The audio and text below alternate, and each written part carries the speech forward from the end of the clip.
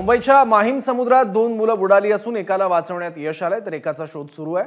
वाचवण्यात आलेल्या मुलावर हिंदुजा रुग्णालयात उपचार सुरू आहे। घटनास्थळी माहीम पोलीस, अग्निशमन दलाचं पथक, सागरी पोलीस आणि स्वयंसेवक उपस्थित आहेत। समुद्र किनाऱ्यावरून या घटनेचा आढावा घेतलाय आमचे प्रतिनिधी अल्पेश करकरे।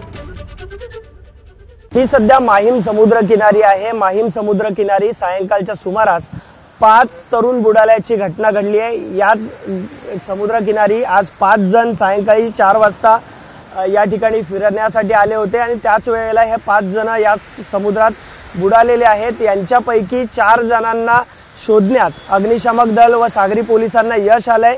त्यापैकी 2 जण सुखरूप आहेत, त्यांना घरी सोडण्यात आलंय, तर 2 जणांना जवळच असलेल्या हिंदुजा रुग्णालयात दाखल करण्यात आलेले आहे।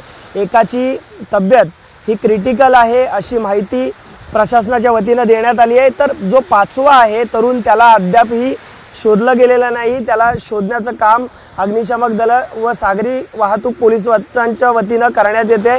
सध्या समुद्राला भरती आहे आणि त्यामुळेच ही कुठेतरी शोध मोहीम आहे ती पोलिसांनी व जे स्वयंसेवक आहेत, वाहतूक सागरी पोलीस आहेत, त्यांनी ही थांबवलेली आहे। आज होळीचा सण आहे आणि याच निमित्ताने हे 5 जण या ठिकाणी आले होते आणि त्याच वेळेला ही घटना घडलेली आहे। कॅमेरामन विजय देसाईसह मी अल्पेश करकरे, एबीपी माझा, मुंबई। एबीपी माझा, उघडा डोळे बघा नीट।